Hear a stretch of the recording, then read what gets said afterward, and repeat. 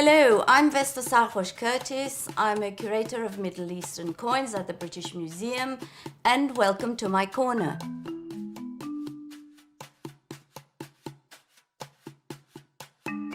I became really interested in the Parthians because this is the period just after Alexander's conquest of the ancient Near East.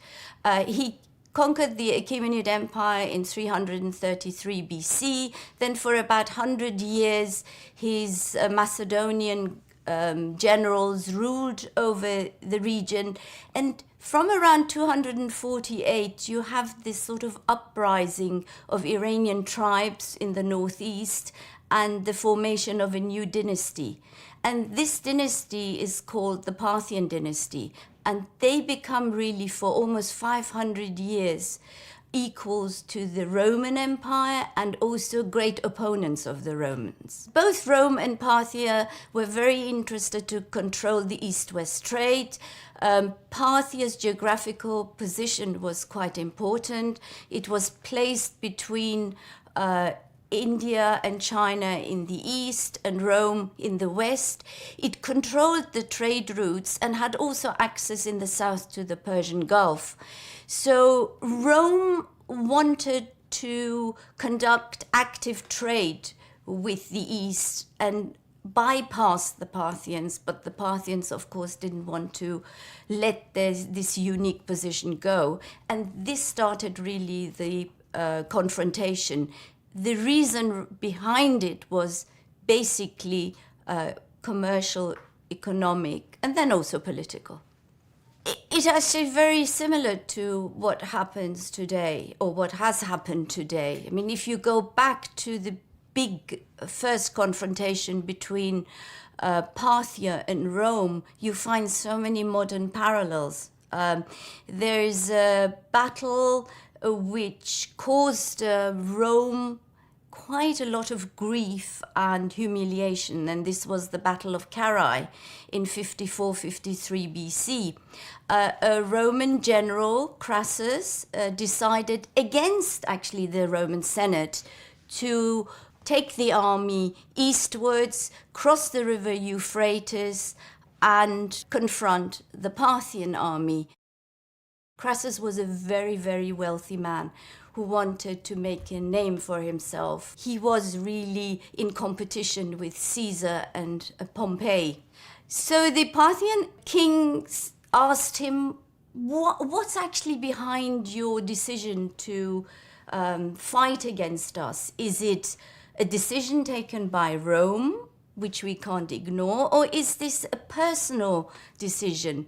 If it's the latter, we can come to an amicable conclusion, particularly on the basis of your age. Crassus was 60 years old, which didn't go down very well at all with Crassus. It was quite humiliating. And Crassus sent an envoy back saying, I will give you my answer when I reach Seleucia. And Seleucia was an important city in the Parthian Empire near modern Baghdad. The Parthian king Orodes sent an envoy back saying, apparently he turned the palm of his hand around and said, before you reach Seleucia, hair will grow in the palm of my hands. And of course, Crassus never reached Seleucia. The Romans received a humiliating defeat by the Parthians, and they lost their standards. And one of the reasons why this happened was that the Parthians were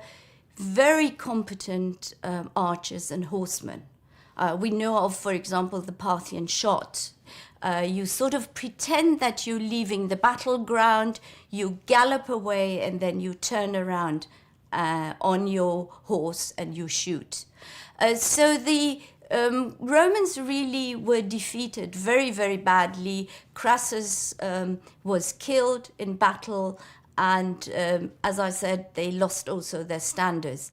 Now, these standards were returned to Rome in a very friendly manner by the Parthians in 18 BC when Augustus was the emperor in Rome. And once again, it's quite fascinating to see how in ancient times, like also in modern times, we see it again and again. A political defeat, a humiliating loss is turned into a great victory.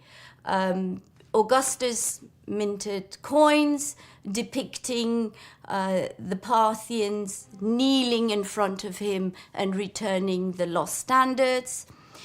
We know of various depictions of the Parthians in Roman art, always shown with sort of in a bearded, scruffy way, returning the standards. And one of the most well-known examples is, of course, the breastplate of Augustus on his statue from Prima Porta, where Augustus is shown wearing this cuirass, and on the cuirass, the Parthian, the bearded Parthian, is returning the Roman standard. Rome was always keen to support rival kings to the Parthians. It always embraced wholeheartedly puppet kings.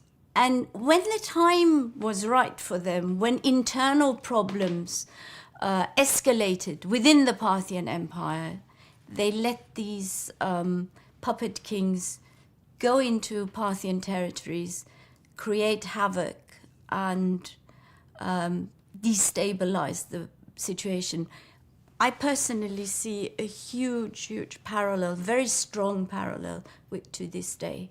We're so indoctrinated in the West by sort of the idea of Alexander, the might of Rome, and the influence of Hellenistic culture, that we really don't think critically about what is in the East. I mean, after all, the Parthians ruled for almost 500 years. And they really were a threat to the Romans.